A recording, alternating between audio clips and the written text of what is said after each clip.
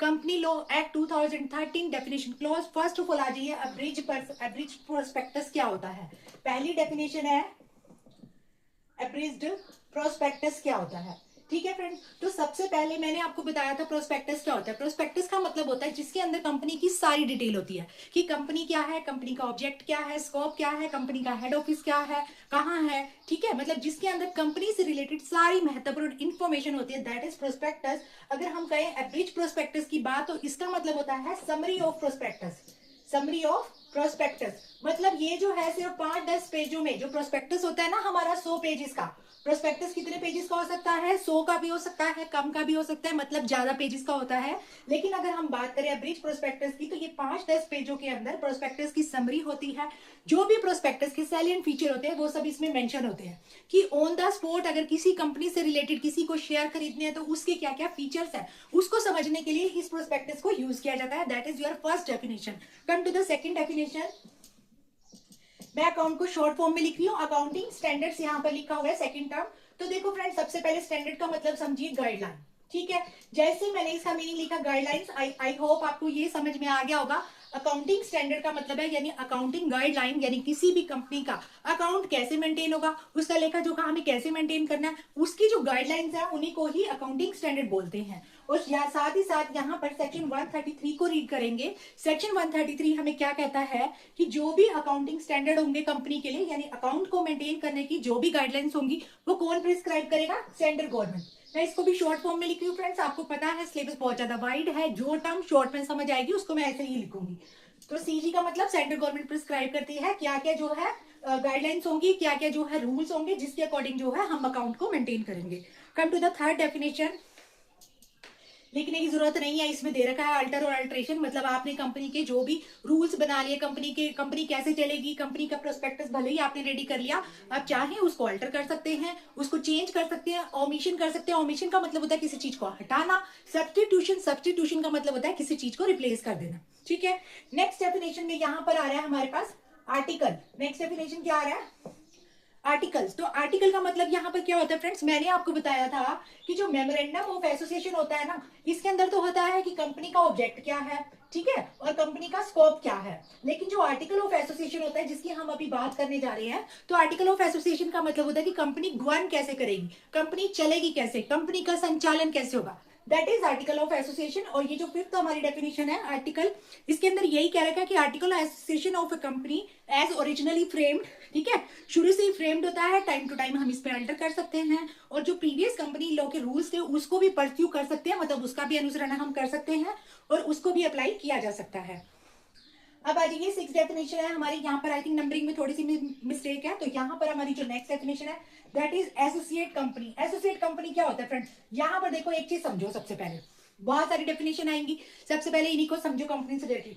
देखो सबसे पहले हमारी टर्म है कंपनी। कंपनी क्या होता है यहाँ पे समझिए, सबसे पहले है हमारे पास कंपनी। कंपनी का मतलब क्या होता है, कंपनी का मतलब होता है कोई भी लीगल एंटिटी, ठीक है, या कोई भी एसोसिएशन जो 2-3 पर्सन मिलकर कोई भी बिजनेस को स्टार्ट करते हैं, दैट इज कॉल्ड कंपनी। और इसको जो है लीगली रजिस्टर कराया जाता है। ठीक है, लीगली इसको रजिस्टर कराया जाता है। ठीक है, ये तो आ गया हमारे पास कंपनी क्या होता है। अब आ रही है एसोसिएट कंपनी। एसोसिएट कंपनी का मतलब होता है जो कंपनी इसको असिस्ट करेगी।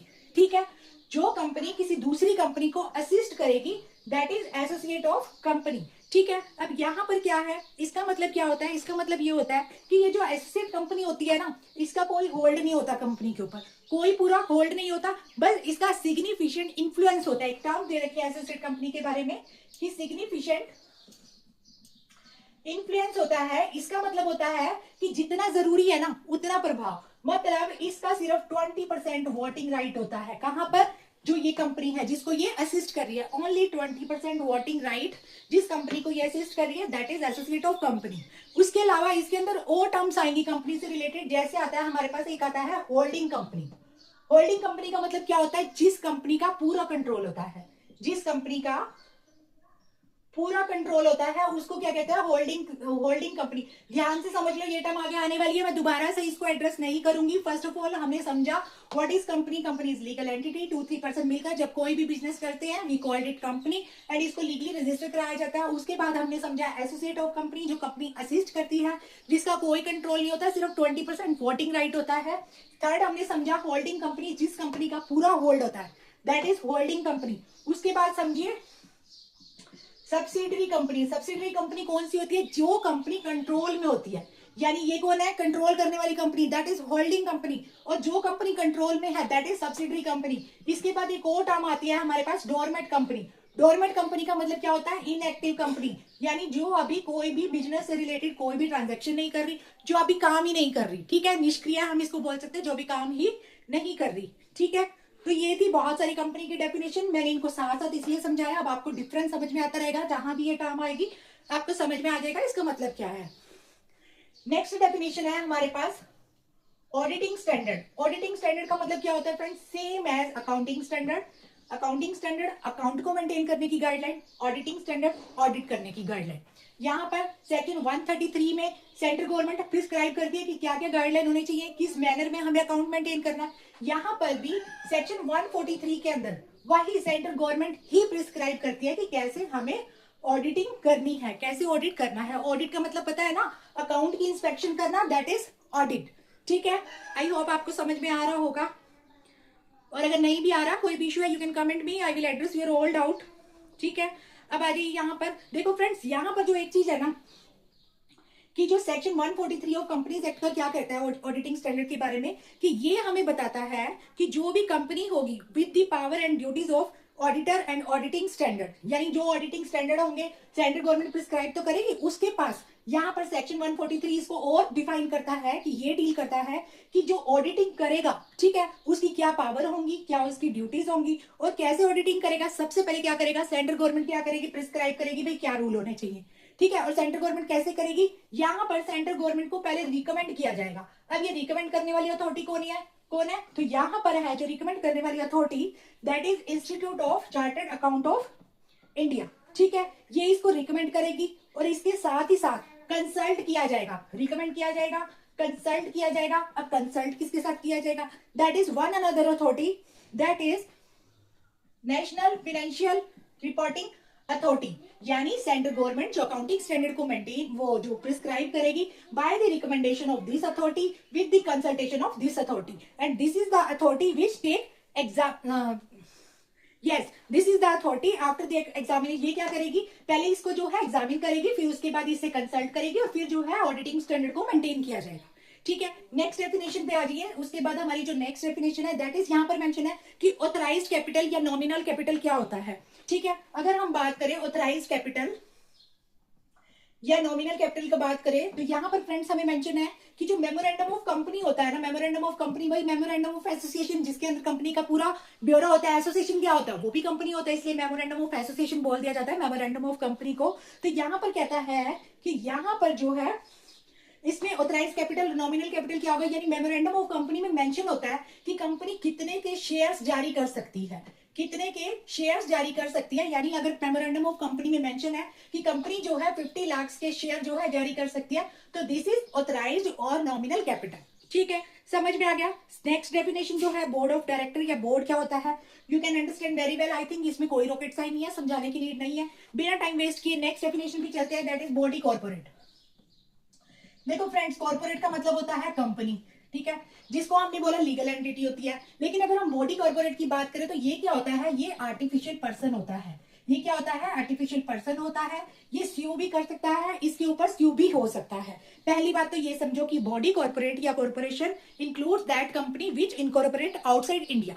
ये कंपनी इंडिया के बाहर बनती है, ठीक है। ये एक आर्टिफिशियल पर्सन होता है, इसके ऊपर स्यू भी किया जा सकता है, ये खुद भी स्यूट कर सकता है, ठीक है। और दूसरी बात यहाँ पर समझिए, लेकिन यहाँ पर एक चीज दे रखी है, किस चीज को हम इंक्लूड नहीं करेंगे बॉडी कॉर्पोरेट या कॉर्पोरेट में, दैट इज कोऑपरेटिव सोसाइटी। अब कोऑपरेटिव सोसाइटी क्या होता है, देखो फ्रेंड्स, इसलिए हमारी क्लास जो है लेंदी हो जाती है, क्योंकि एक एक वर्ड यहाँ पर जो दे रखा है ना, सबका मीनिंग समझना बहुत जरूरी है। अगर आपको मीनिंग ही समझ नहीं आएगा, आप उसको पढ़ नहीं पाएंगे, उसको समझ नहीं पाएंगे, और फिर फायदा ही क्या क्लास लेने का। अगर आपने हाफ आवर बना क्लास ली और आपको टर्म समझ में नहीं आई तो उसका कोई फायदा नहीं है। एक दो क्लास स्टार्टिंग की डेफिनेशन वाली क्लास थोड़ी सी लेंदी होगी, उसके बाद according to your examination date हम जो है सिलेबस को बहुत इजी वे में और बहुत ही इंपॉर्टेंट टर्म्स के साथ क्लासेस लेंगे, ताकि आपका सिलेबस भी पूरा हो, क्लासेस भी अच्छे से हो जाए। आप जो भी सब्जेक्ट पढ़ रहे हैं उस पर कंटिन्यू अपनी अकॉर्डिंग फोकस कीजिए।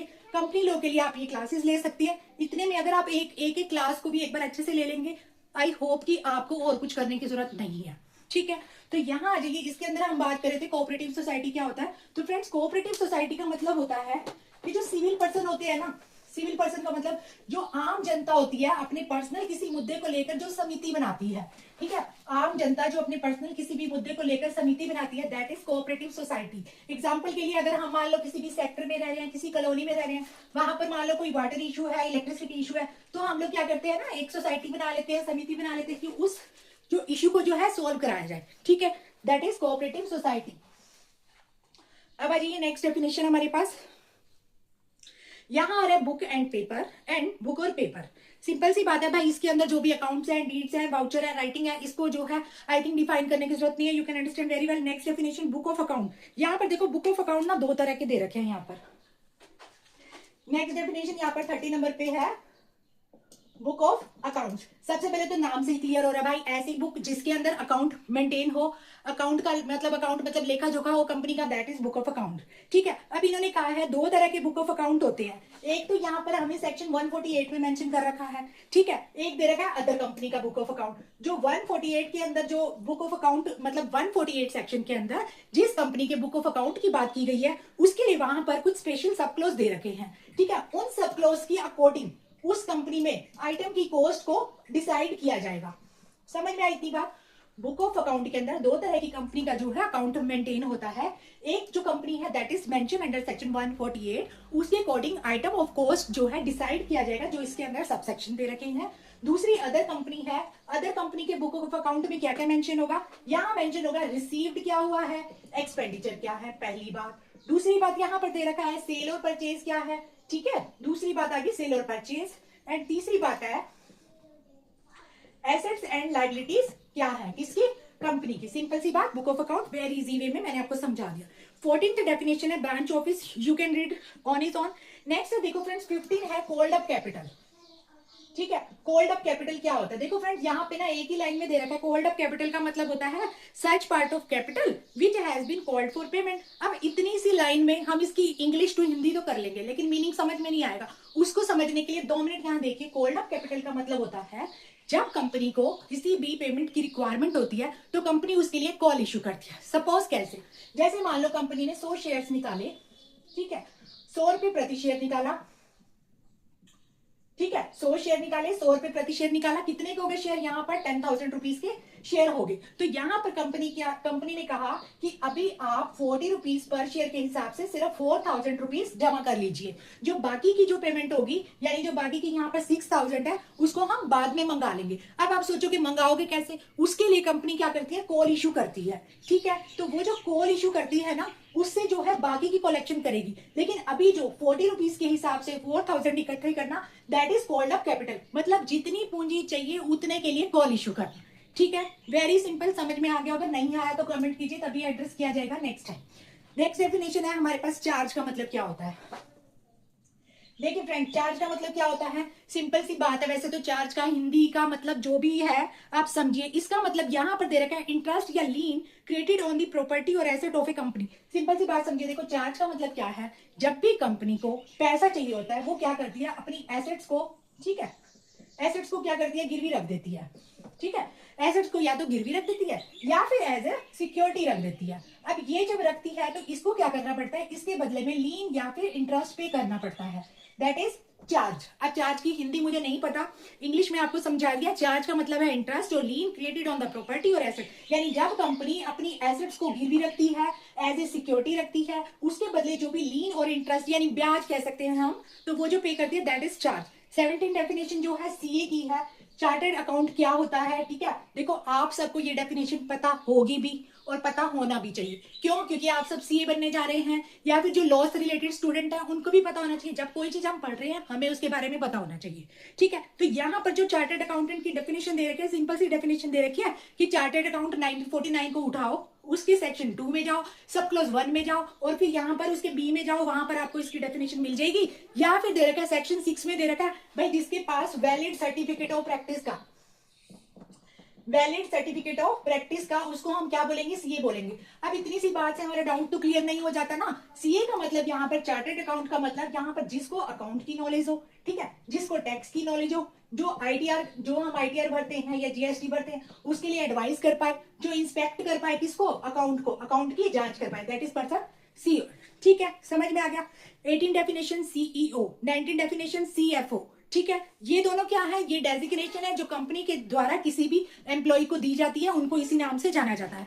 आई थिंक इसमें कोई रॉकेट साइन नहीं है, समझाने की ज्यादा जरूरत नहीं है। नेक्स्ट डेफिनेशन पॉइंट, कंपनी, मैंने बहुत अच्छे से आपको समझा दिया कंपनी क्या होता है, होल्डिंग कंपनी क्या होता है, सब्सिडरी कंपनी क्या होता है, डोरमेट कंपनी क्या होता है, एसोसिएट कंपनी क्या होता है। अब एक चीज और समझिए, देखो कंपनी पता है ना आपको क्या होता है। अब यहाँ पर दे रखा है दो तरह की कंपनी होती है, एक तो होती है लिमिटेड बाय गारंटी और एक दे रखा है लिमिटेड बाय शेयर, ठीक है, लिमिटेड बाय शेयर। तो देखो फ्रेंड्स, सिंपल सा मतलब है भाई, जिस कंपनी में मेंबर की जो लाइबिलिटी है, यानी जो कंपनी के मेंबर है उनकी जो लाइबिलिटी है, ठीक है, उनकी लाइबिलिटी लिमिटेड है, इस बात की गारंटी है, उनकी लाइबिलिटी लिमिटेड है, इस बात की गारंटी है, that is company limited by guarantee. और लिमिटेड बाय शेयर का मतलब जिस कंपनी में कि जो पर्सन है, जिनके शेयर्स हैं, वो कितने शेयर के लिए लायबल होंगे वो भी लिमिटेड है।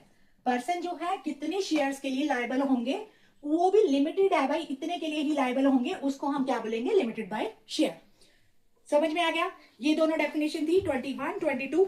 अब आ जाइए 26 पे, that is the next term contributory. अब कॉन्ट्रीब्यूटरी बहुत सिंपल सी टर्म है, यही समझ लीजिए। कॉन्ट्रीब्यूटरी का मतलब होता है भाई जो कॉन्ट्रीब्यूट करे, ठीक है। जैसे समटाइम हम भी बनते हैं, कोई पार्टी होती है तो हम उसमें कुछ अपना हिस्सा देते हैं, या किसी को गिफ्ट देना है, वहां भी अगर हमारा फ्रेंड सर्कल है हम कॉन्ट्रीब्यूट करते हैं। लेकिन कंपनी में कॉन्ट्रीब्यूटरी कौन होगा? तो फ्रेंड, जो भी जब भी हमारी कंपनी क्या होगी? वाउंड अप होगी, ठीक है, यानी कंपनी जब वाइंडिंग अप होगी, बंद होगी, तो उस टाइम पे कंपनी की एसेट्स के लिए किसका कौन किस किस की लाइबिलिटी बनेगी, कौन कौन उसमें जो है कंट्रीब्यूट करेगा, दैट पर्सन इज कंट्रीब्यूट। समझ में आ गया? बिल्कुल सिंपल वे में, जब भी कंपनी बंद होगी, कंपनी की एसेट्स के लिए या जो भी कंपनी के लिए जो भी वहां पर जो कंपनी के एसेट्स के लिए कौन कौन बंदा उसको कंट्रीब्यूट करने के लिए लायबल होगा, दैट इज कंट्रीब्यूटरी, ठीक है। अब आइए सेक्शन 27 पे, यानी डेफिनेशन क्लॉज 27। यहां पर हमें नेक्स्ट डेफिनेशन दे रखी है कंट्रोल, ठीक है। अब नाम से ही पता चल रहा है भाई, कंट्रोल का मतलब होता है होल्ड करना, लेकिन किस चीज पे होल्ड करना या फिर कौन होल्ड करेगा? तो सेक्शन यहाँ पर 27 में हमें दे रखा है कि इसके अंदर आएगा कंट्रोल करना किस चीज पे? Right to appoint majority of the director, ठीक है, इस पे होल्ड करना। दूसरी बात, जो मैनेजमेंट है कंपनी उस पे कंट्रोल करना। तीसरा, जो भी पॉलिसी डिसीजन लिए जाएंगे उस पे कंट्रोल करना, मतलब हाउ टू टेक डिसीजन या who will take decision, who will control on this terms, that is control, ठीक है। अब आइए सेक्शन 30, यहाँ पर 30। फिर फ्रेंड्स इसमें ना नंबरिंग में कुछ मिसमैच है, आप जस्ट डेफिनेशन को, टर्म्स को समझते जाइए, नंबरिंग पे मत जाइए। नेक्स्ट डेफिनेशन है हमारे पास डिबेंचर, ठीक है। अब ये इतनी भयानक टर्म है ना, अगर एक बार इसको बस नाम ही पढ़ लो यूं लगता है कि यार पता नहीं क्या आ गया। एक ही लाइन में आपको समझा रही हूँ कि certificate for loan, debenture means certificate for loan. इसका मतलब क्या होगा? इसका मतलब यह है कि भाई कंपनी ने किसी से लोन लिया है, उसका साक्ष्य क्या है, उसका एविडेंस क्या है, उसका प्रूफ क्या है, दैट इज डिबेंचर। यानी जब कंपनी लोन लेगी तो उसको एक सर्टिफिकेट फॉर लोन इशू किया जाएगा, दैट इज डिबेंचर।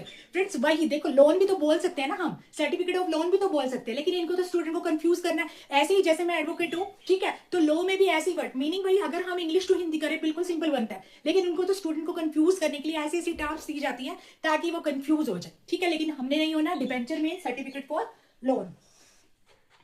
नेक्स्ट यहाँ पर डेफिनेशन है डायरेक्टर की, you can read on is on.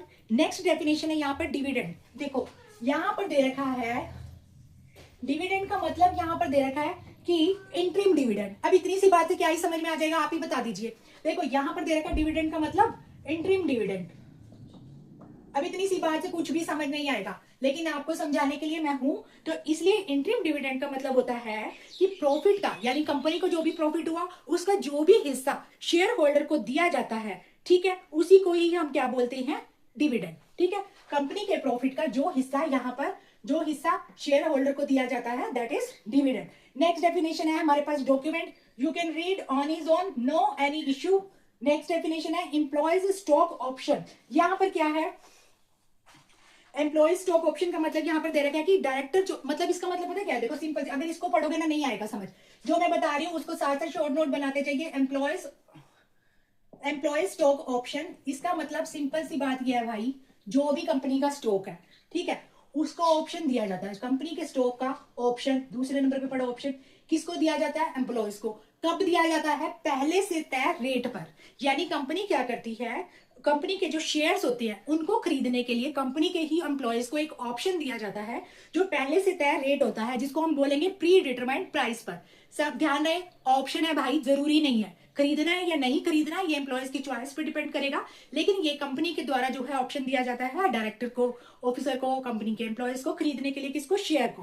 Next definition है एक्सपर्ट की, you can understand very well, जो भी बंदा भाई जिस भी सब्जेक्ट में माहिर है, जिसको उसके बारे में सब पता है, जैसे मैं लॉ पढ़ाती हूँ, मैं लॉ में माहिर हूँ, अगर कोई साइंटिस्ट है उसे साइंस की नॉलेज होगी, कोई सिग्नेचर एक्सपर्ट है तो उसे सिग्नेचर की नॉलेज होगी, तो हर वो बंदा जो अब किसी भी पर्टिकुलर सब्जेक्ट में माहिर है उसके बारे में फुल स्टॉप, कोमा, बिंदु सब जानता है, that is expert. Next definition आ जाइए, फाइनेंशियल स्टेटमेंट। अब फाइनेंशियल स्टेटमेंट क्या होता है, यहां पर समझिए, इन रिलेशन टू कंपनी। अगर आप देखो, वैसे तो आपको समझ में आ गया कि हर साल के अंदर एक फाइनेंशियल स्टेटमेंट इशू की जाती है, ठीक है, तो यहां पर आ रहा है कि भाई कंपनी की बैलेंस शीट देखी जाएगी, प्रॉफिट कितना हुआ, लॉस कितना हुआ, ठीक है। उसके बाद 3 टर्म्स आ रही है हमारे पास, उसको समझने के लिए मैं उनको बहुत अच्छे से लिखती हूँ, क्योंकि इतना सिर्फ बोलने भर से समझ में नहीं आएगा। अगर हम बात करें फाइनेंशियल स्टेटमेंट की, तो फाइनेंशियल स्टेटमेंट के अंदर आता है कि कंपनी की बैलेंस शीट देखी जाएगी, कंपनी को कितना प्रॉफिट हुआ, कितना लॉस हुआ, ये सब देखा जाएगा। साथ ही साथ इसके अंदर 3 टर्म्स न्यू आ रही हैं, जिसको समझना बहुत जरूरी है। तो यहां पर देखो, फाइनेंशियल स्टेटमेंट के अंदर इंक्लूड है, एक आ रहा है हमारे पास कैश फ्लो स्टेटमेंट, ठीक है, दूसरा आ रहा है हमारे पास भाई इक्विटी क्या होता है, तीसरा आ रहा है एक्सप्लेनेटरी नोट क्या होता है, ठीक है। तो यहां पर देखिए, सबसे पहले कैश फ्लो स्टेटमेंट का मतलब होता है भाई कंपनी के पास या कंपनी के बैंक अकाउंट में कैश है कितना, कहां से आ रहा है और कहां जा रहा है, मतलब कहां से आ रहा है, कहां से जा रहा है, आया कहां से और खर्च कहां हो रहा है, that is cash flow statement. It is also the part of financial statement. Next आ जाइए इक्विटी। इक्विटी का मतलब वही होता है कि शेयर होल्डर का हिस्सा। वही कह रहा है कि जो कंपनी की जो भी पूंजी है, सॉरी, कंपनी के जो भी प्रॉफिट है उसमें शेयर होल्डर का जो भी हिस्सा होता है, दैट इज इक्विटी। और जब भी फाइनेंशियल स्टेटमेंट रेडी की जाती है तो वहां पर उसमें चेंज, फेर बदल किया जा सकता है। Statement of changes in equity if applicable, मतलब इक्विटी का मतलब वही शेयर होल्डर का हिस्सा जरूरी होगा तो इसको जो है चेंज किया जा सकता है। नेक्स्ट आ गया यहाँ पर एक्सप्लेनेटरी नोट। एक्सप्लेनेटरी नोट का मतलब होता है किसी पर्टिकुलर जो सब्जेक्ट है, किसी पर्टिकुलर टर्म्स पर एक्सप्लेनेशन देना कि उसका मीनिंग क्या है, ठीक है, दैट इज एक्सप्लेनेटरी नोट। लेकिन यहां पर एक प्रोविजो दे रखा है फाइनेंशियल स्टेटमेंट के बारे में कि provided that financial statement with respect to 1% company, small company या डोरमेट कंपनी में not include the cash flow statement. मतलब अगर कोई 1% कंपनी है, जिसको मैंने ऑफिस लिख दिया, 1% कंपनी का मतलब कुछ ज्यादा नहीं होता, बस इसमें भाई एक डायरेक्टर होता है, ठीक है, एक डायरेक्टर होता है, या फिर कोई स्मॉल कंपनी है, छोटी सी कोई कंपनी है, या डोरमेट जो तो भाई काम ही नहीं कर रही, उसमें क्या ही कैश फ्लो स्टेटमेंट बनाई जाएगी। तो ये कह रहा है इन 3 चीजों में, इन 3 तरह की कंपनी में कोई कैश फ्लो स्टेटमेंट नहीं होगी, ठीक है। अब नेक्स्ट जो हमारी डेफिनेशन आती है, that is financial year. You can read very easily, very simple term से ही क्लियर हो रहा है भाई इसके अंदर क्या दिया गया होगा, ठीक है, कब से कब तक शुरू होगा, कब खत्म होगा, दैट इज फाइनेंशियल ईयर, आप रीड कर सकते हो। नेक्स्ट आ जाइए, इंपॉर्टेंट टर्म है फ्री रिजर्व।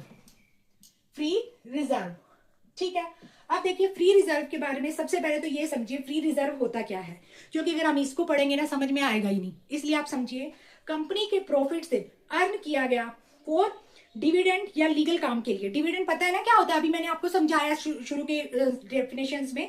तो यहाँ पर दे रखा भाई कंपनी के प्रॉफिट से जो भी अर्न किया गया जो अमाउंट होता है ना, या तो हम उसको रखते हैं डिविडेंड के लिए, ठीक है, या फिर कोई भी लीगल काम करने के लिए जो सेव किया जाता है, दैट इज फ्री रिजर्व, ठीक है। लेकिन इसके अंदर प्रोविजो दे रखा है कि कोई भी अमाउंट जो रिप्रेजेंट करता है अनरियलाइज्ड गेन, मतलब जो प्रॉफिट अभी हमें मिला नहीं है, हमने कमाया ही नहीं है। दूसरा नोशनल गेन, जिनका भाई संभावना है मिलेगा या नहीं मिलेगा, श्योरिटी नहीं है, ठीक है। या फिर कोई भी चेंज अगर अमाउंट ऑफ एसेट्स या लाइबिलिटी जो रिकॉग्नाइज की गई है इक्विटी में, इन सब पे जो है फ्री रिजर्व यहाँ पर ट्रीटेड नहीं किया जाएगा इन सब में। समझ में आ गई। नेक्स्ट है हमारे पास ग्लोबल डिपोजिटरी रिसिप्ट क्या होता है। देखो यहां पर समझिए, नेक्स्ट डेफिनेशन है हमारे पास ग्लोबल डिपोजिटरी रिसिप्ट। अब इसका मतलब क्या है? इसका मतलब है कि कोई भी इंस्ट्रूमेंट अगर डिपोजिटरी फॉर्म में है, डिपोजिटरी फॉर्म में है, और चाहे उसको कोई भी नाम दे दो, और वो किसी ने क्रिएट किया है, फॉरेन डिपोजिटरी ने, ठीक है, इंडिया के बाहर, और authorised by company making an issue of such depository receipt. Simple सी बात है, समझिए कि जो भी डिपोजिटरी रिसिप्ट जारी तो किया है विदेशी इन्वेस्टर ने, ठीक है, विदेशी मतलब इंडियन कंपनी उसको जारी करती है, विदेशी इन्वेस्टर उसको खरीदते हैं, ठीक है, तो उसको हम क्या बोलते हैं? Global depository receipt. Indian company क्या करती है? उसको जारी करती है, और विदेशी इन्वेस्टर उसको क्या करते हैं? खरीदते हैं। That is. नेक्स्ट आ गया 45 में गवर्नमेंट कंपनी क्या होता है। इसके अंदर जो एक चीज आपको समझने की है, दैट इज कि a company which is subsidiary company of such a government company. यहां पर कह रहा है कि कंपनी जो not less than 51% of the paid up share capital is held by the central government या स्टेट गवर्नमेंट या पार्शली सेंट्रल गवर्नमेंट या पार्शली स्टेट गवर्नमेंट या वन और मोर स्टेट के लिए, और वो भी कंपनी जो गवर्नमेंट की ये जो सब्सिडरी कंपनी है उसको भी हम क्या बोलेंगे? गवर्नमेंट कंपनी बोलेंगे। आज सब्सिडरी कंपनी समझ में आ गया ना? मैंने पहले ही बता दिया था, पहले ये भी बता दिया था कि ये टर्म्स आएंगी, होता क्या है ये भी बता दिया था। नेक्स्ट आ जाइए होल्डिंग कंपनी, आप समझ चुके हैं। इशूड कैपिटल क्या होता है? मतलब वही कंपनी जो कंपनी अपने शेयर्स के सब्सक्रिप्शन के लिए टाइम टू टाइम क्या करती है? इशू करती है, दैट इज इशूड कैपिटल।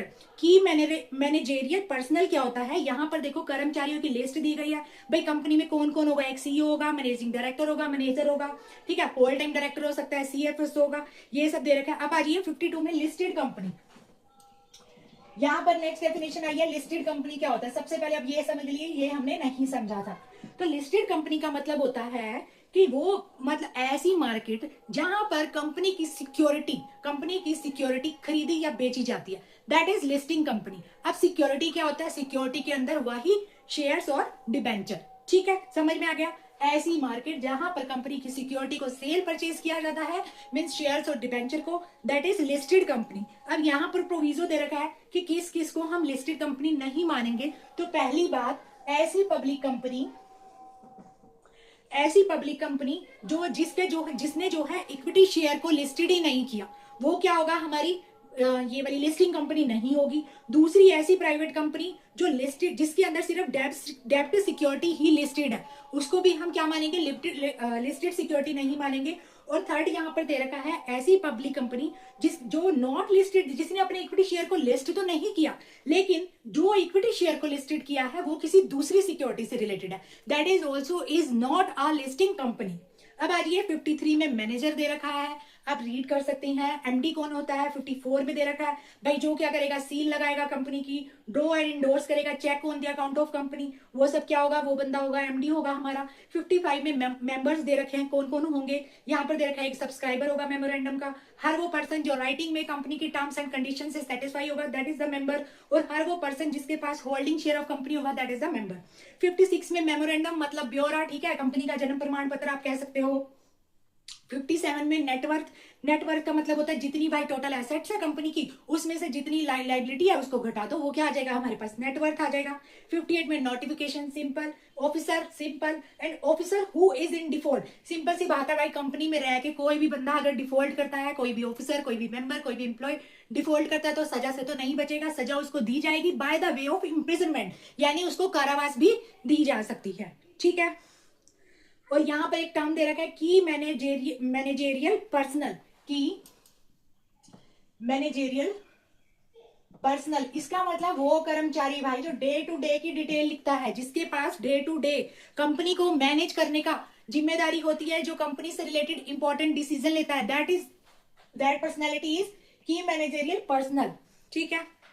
और इसके अंदर बहुत सारे जो वही नाम दे रखे हैं, कोई भी पर्सन हो सकता है जिसको बोर्ड ने इमीडिएट ऑथराइज किया हो, ठीक है, या फिर अगर की मैनेजरियल पर्सन नहीं है तो डायरेक्टर ये काम कर सकता है, या जिसकी एडवाइस, डायरेक्शन, इंस्ट्रक्शन जो है प्रोफेशनल कैपेसिटी से मेल खाती है वो कर सकता है, ठीक है। और यहाँ पर 1% कंपनी मैंने आपको समझा दिया। नेक्स्ट है ordinary and special resolution and last definition ordinary and special resolution.